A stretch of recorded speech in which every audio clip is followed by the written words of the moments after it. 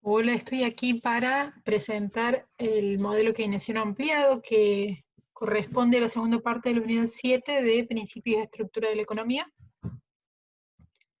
En el modelo keynesiano ampliado, que también se lo puede identificar como el marco ISLM, la idea es poder trabajar sobre las relaciones macroeconómicas y el efecto de políticas monetarias y fiscales expansivas o contractivas.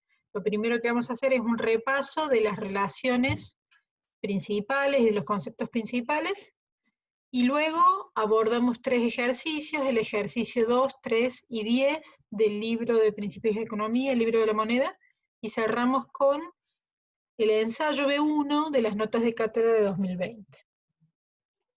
En el caso del equilibrio macroeconómico, podemos trabajar sobre el mercado de producto y el mercado de dinero simultáneamente. En cuanto al mercado de producto, sabemos que está vinculado al equilibrio, el equilibrio del mercado de producto está vinculado al equilibrio entre oferta agregada y demanda agregada. En el marco de este capítulo, oferta agregada equivale a oferta de bienes y demanda agregada equivale a demanda de bienes.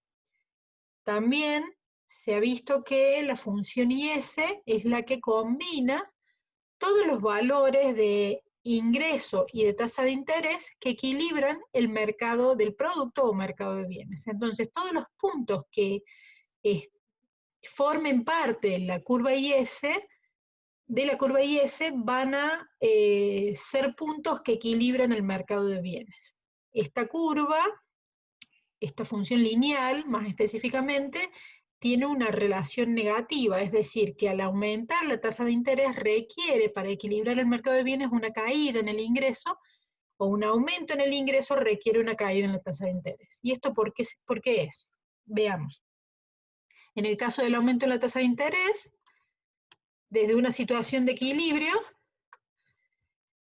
va a generar una caída en la inversión, porque está relacionada inversamente. Esto se traduce en una caída en la demanda agregada, porque es un componente de la demanda agregada.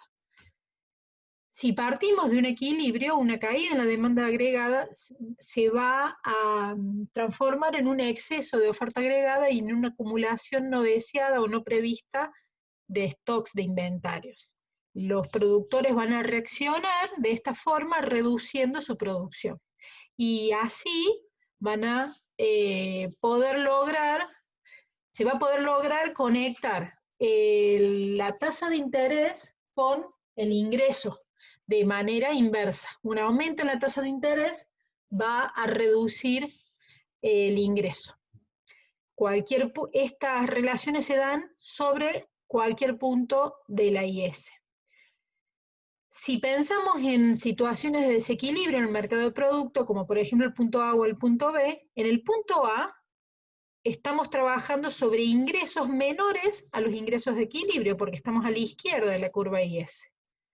Esto implica que la demanda agregada sea mayor al ingreso y que haya un exceso de demanda agregada o demanda de bienes. En el punto B ocurre lo opuesto.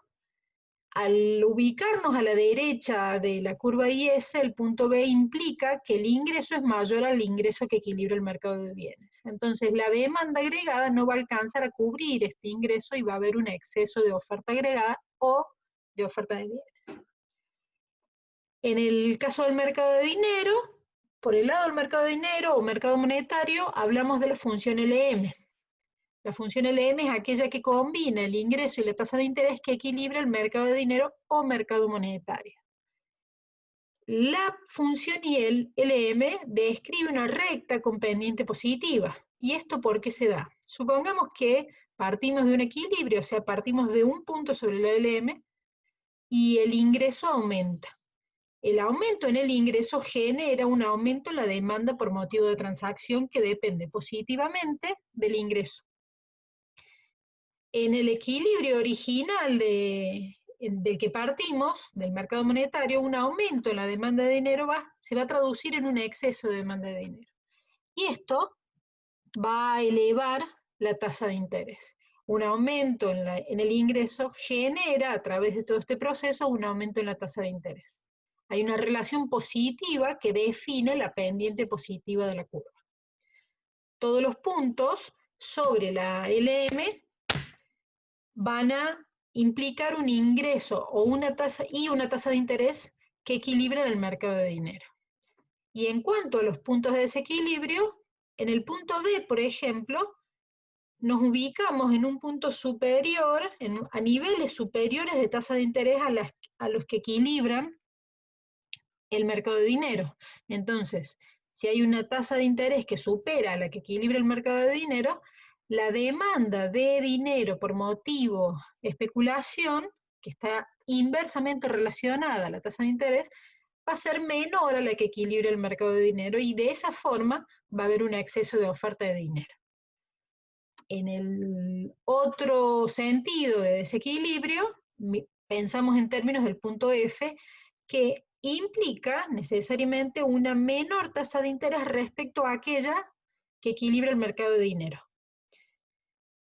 Esto va a implicar una demanda de dinero mayor a la que equilibra el mercado de dinero y por eso va a generar un exceso de demanda de dinero. Estos serían los procesos de desequilibrio, tanto en el mercado de dinero como en el mercado de producto.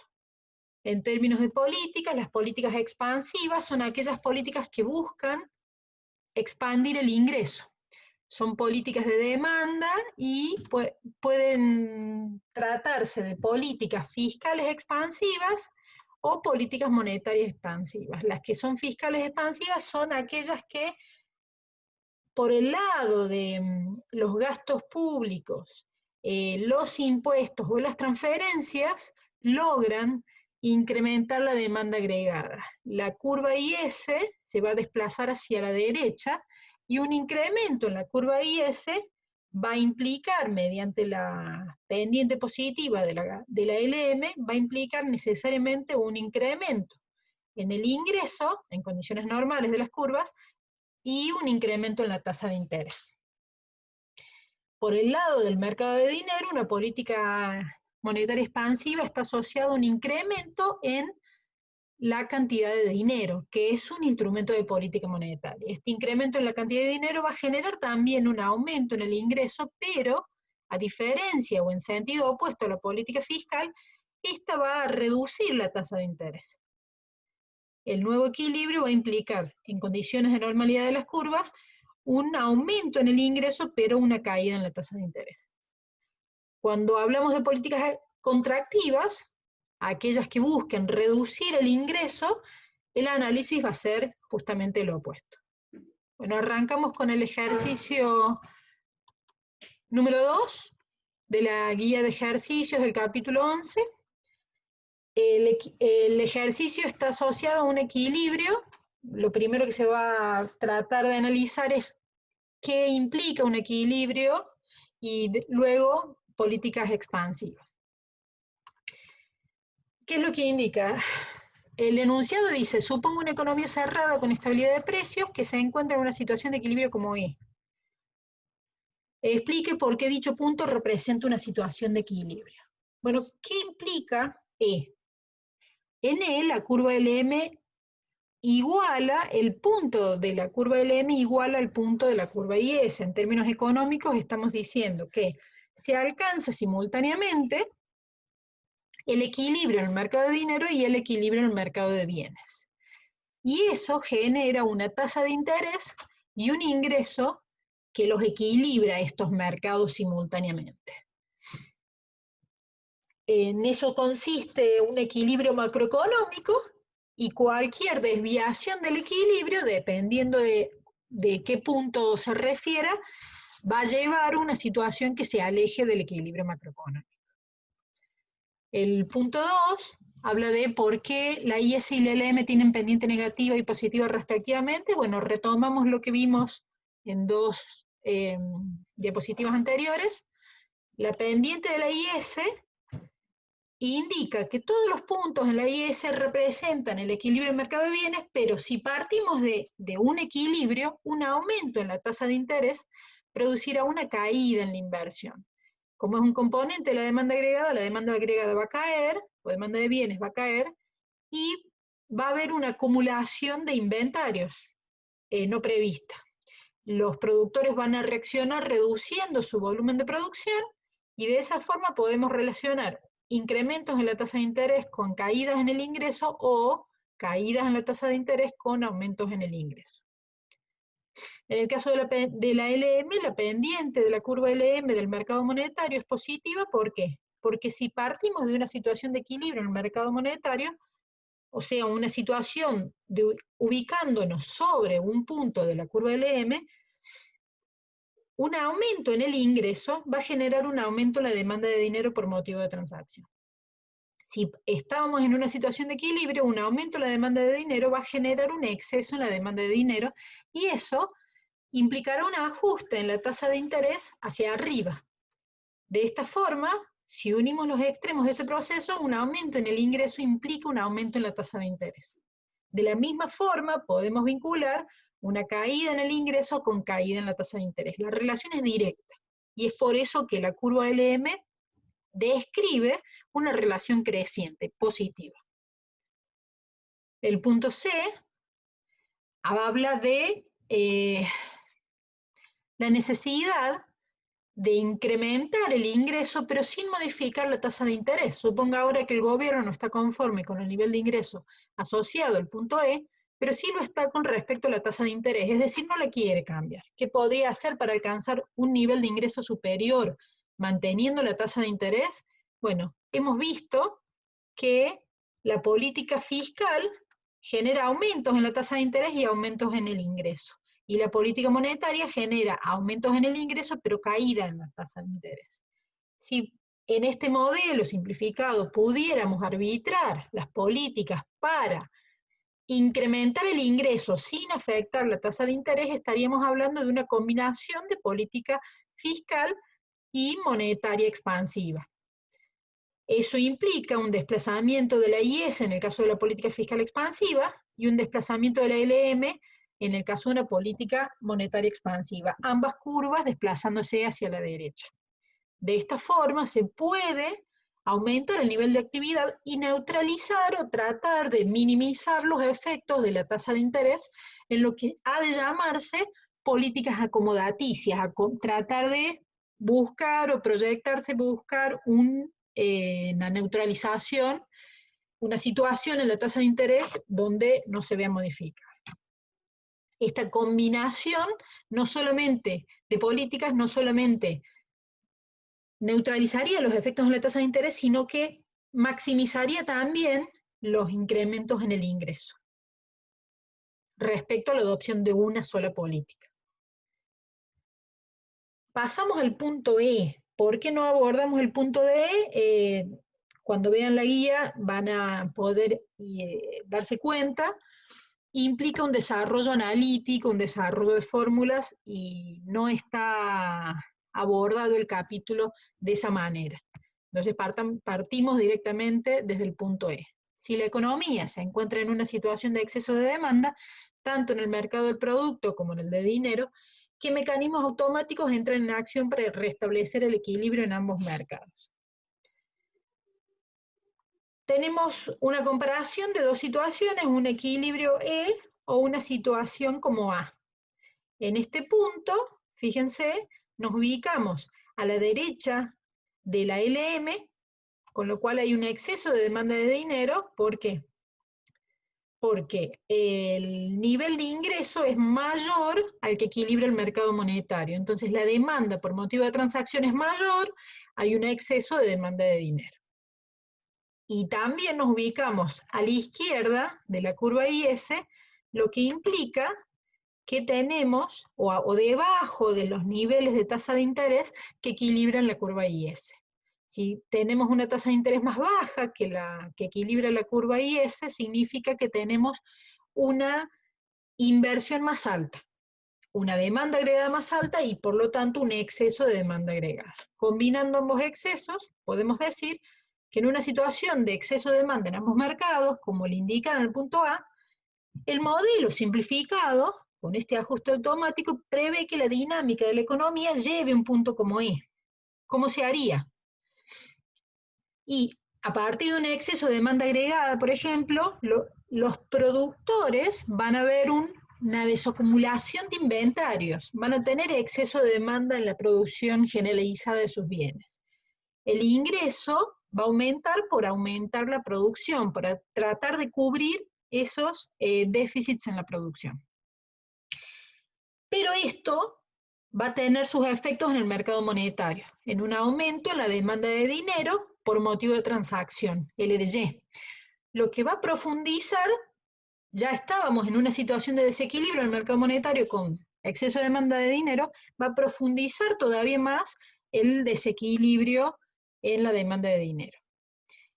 Con lo cual, esto va a elevar fuertemente la tasa de interés. De esa forma, se van a combinar incrementos en la tasa de interés con incrementos en el ingreso hasta alcanzar niveles de ingreso y de tasa de interés que equilibren el mercado de dinero y el mercado de bienes y vuelvan a alcanzar el equilibrio macroeconómico. Ese sería el punto E. La idea de poder alcanzar un nuevo equilibrio es pensar en que simultáneamente ambos mercados se van a ir ajustando estos desequilibrios. Seguimos con el ejercicio 3 de la página 390. El ejercicio habla de una política fiscal expansiva. Entonces, plantea la necesidad de alcanzar niveles de pleno empleo. En ese caso, vamos a ver que el ingreso de el ingreso de equilibrio o la tasa de interés de equilibrio equilibra el mercado de bienes y mercado monetario, pero se encuentra por debajo, los niveles de ingreso se encuentran por debajo del ingreso de pleno empleo, que sería este umbral. Si nos ubicamos por debajo del ingreso de pleno empleo, estamos trabajando, nos ubicamos macroeconómicamente en niveles con desempleo. Hay un nivel de actividad que no llega a cubrir el uso de todos los factores. Si la economía se encuentra en equilibrio, pero en condiciones de desempleo, la autoridad económica puede impulsar el nivel de actividad con políticas expansivas, puede ser monetario o fiscal. Pero lo que desea la autoridad es hacerlo a través de una política fiscal expansiva, ¿bajo qué vía? Reduciendo los impuestos. No viene al caso aquí si es por alícuotas o por impuestos autónomos, pero la cuestión es que una caída en la tasa de interés va a generar un aumento en el ingreso disponible. El consumo, que depende del ingreso disponible, va a aumentar. La demanda agregada, que reúne el consumo privado y otros gastos de otros agentes, va a aumentar, y si partíamos de un equilibrio, ahora vamos a tener un exceso de demanda de bienes o demanda agregada. Y eso implica para los productores una desacumulación de stocks. Los productores van a reaccionar incrementando el ritmo de producción y van a incrementar el nivel de ingreso.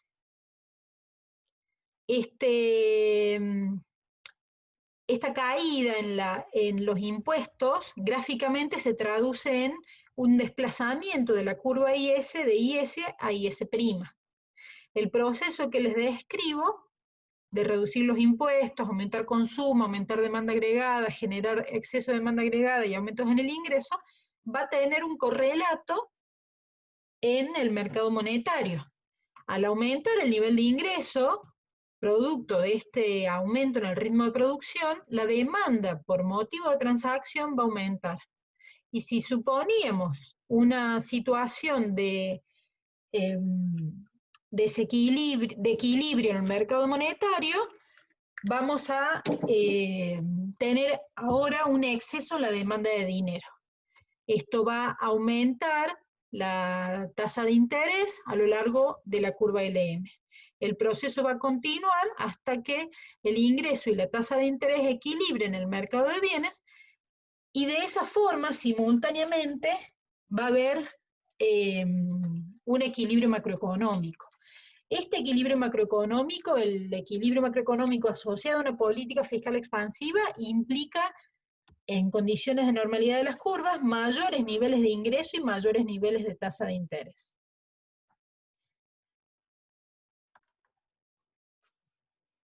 Continuamos con el ejercicio 10, que se ubica en la página 391, que indica: también habla de una economía que se encuentra en una situación de equilibrio, pero con desempleo, con una tasa de interés real y con un nivel de ingreso, sobre todo nivel de ingreso que implica un nivel de actividad menor al de pleno empleo. Entonces, la consigna indica qué tipo de política monetario-fiscal va a permitir aproximar el ingreso al pleno empleo si se desea también que la tasa de interés en la nueva situación sea más baja que la anterior.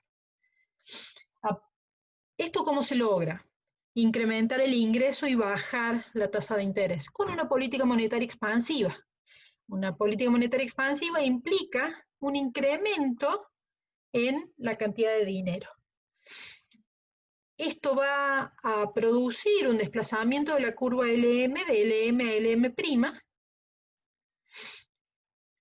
y va a generar, partiendo del mercado monetario, si estábamos suponiendo una situación de equilibrio en el mercado monetario, un aumento en la cantidad de dinero va a generar un exceso de oferta de dinero. El exceso de oferta de dinero se va a traducir en una caída en la tasa de interés.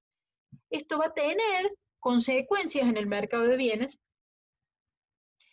que implica, esta caída en la tasa de interés se va a traducir en un aumento en la inversión, lo que aumentará a su vez la demanda agregada, porque es un componente de ella, y este aumento en la demanda de bienes va a generar una desacumulación de stocks, los productores van a reaccionar incrementando su nivel de producción y el producto se va a incrementar. Este proceso va a seguir reduciendo tasa de interés, incrementando productos y componentes de la demanda agregada como el consumo, por ejemplo, y de esta forma va a ir cayendo tasa de interés, aumentando el ingreso en una senda como aquella que describe la curva IS. El nuevo equilibrio se va a alcanzar en niveles cercanos al pleno empleo o en niveles de pleno empleo, bajo los supuestos de este modelo, y el proceso va a finalizar cuando el ingreso y la tasa de interés equilibren nuevamente el mercado de bienes con otra situación macroeconómica. ¿Cuál va a ser? La que describe el punto E, que indica un mayor nivel de ingreso de equilibrio, pero una menor tasa de interés de equilibrio, en el punto E'. Resumiendo, un incremento en la oferta de dinero va a generar un exceso en la oferta de dinero, una caída en la tasa de interés. Por el lado del mercado de bienes, un aumento en la inversión, un aumento en la demanda agregada. Los excesos en la demanda agregada van a generar aumentos en el ingreso. De esta forma, los ajustes se van a ir dando hasta alcanzar nuevos ingresos de equilibrio, un nuevo ingreso de equilibrio y una nueva tasa de interés de equilibrio. Finalmente, la consigna solicita explicar bajo cuáles supuestos son válidas las predicciones del modelo. Todo este modelo implica, por un lado, un ajuste automático. Nos están planteando desequilibrios. Hay un supuesto clave que es el supuesto de precios fijos. Si en otro contexto habilitáramos precios flexibles y hay un incremento en la demanda agregada acercándose a niveles de pleno empleo, esto podría traducirse en incrementos en los precios. Pero bueno, el supuesto de precios fijos nos permite aislar ese efecto y concentrarnos solamente en lo que tiene que ver con la economía real. También en este ejercicio no se han abordado situaciones vinculadas al comercio exterior, pero si se relajara esa condición por una cuestión de datos, un aumento en el ingreso en este ejercicio, por ejemplo, se traduciría en aumentos en las importaciones, por ejemplo.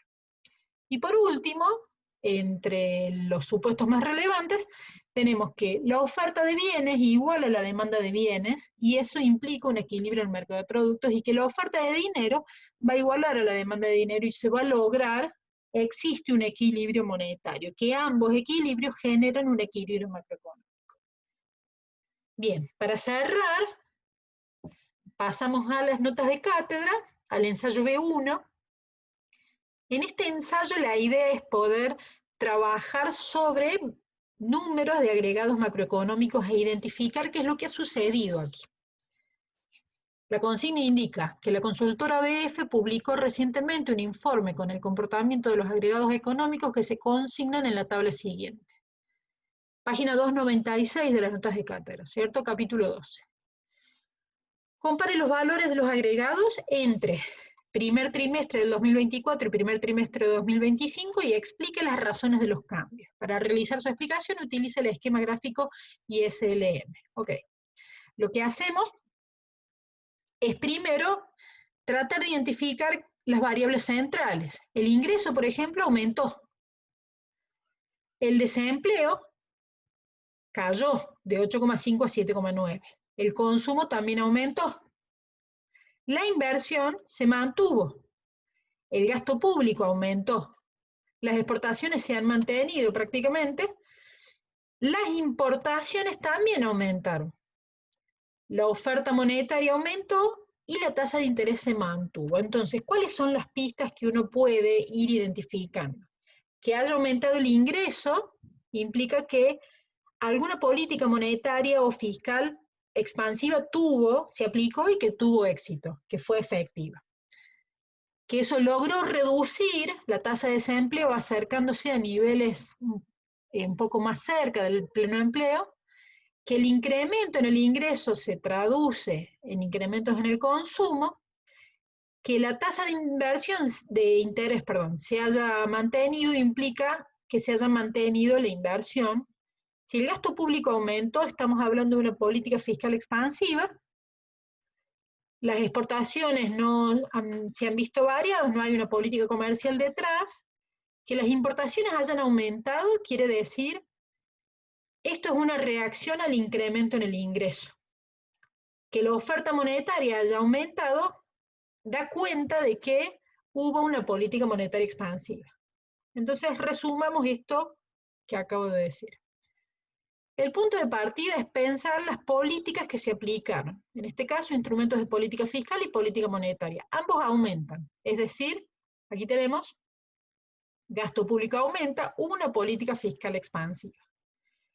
Aumentó la oferta monetaria, hubo una política monetaria expansiva. Y ambos lograron incrementar el ingreso, es decir, han sido efectivas en el logro de incrementar el nivel de actividad.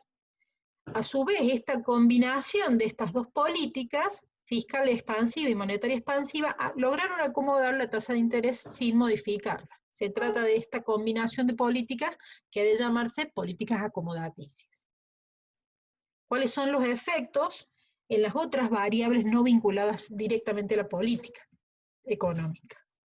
Bueno, aquí tenemos el diagrama el esquema ISLM, donde podemos ver que el ingreso se incrementa sin modificar la tasa de interés. El aumento en el ingreso produce a su vez una caída en la tasa de desempleo, un aumento en el consumo y un aumento en las importaciones.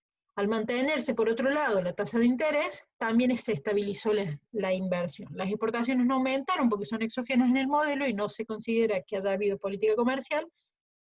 En resumen, las dos variables centrales del modelo ISLM, en el caso de la tasa de interés, se mantuvo. Y en el caso del ingreso de equilibrio, se incrementó, maximizando este incremento al haber aplicado una política acomodaticia. Bien, esto ha sido todo. La idea del práctico es poder analizar gráficamente y apuntar a las relaciones económicas. Vuelvo a repetir, en esta segunda parte de la unidad 7, en el modelo keynesiano ampliado, el perfil o el enfoque que se quiere dar es de un análisis de este tipo, dejando de lado por un momento a todo el desarrollo de fórmulas. Espero les haya servido, nos vemos en otro momento.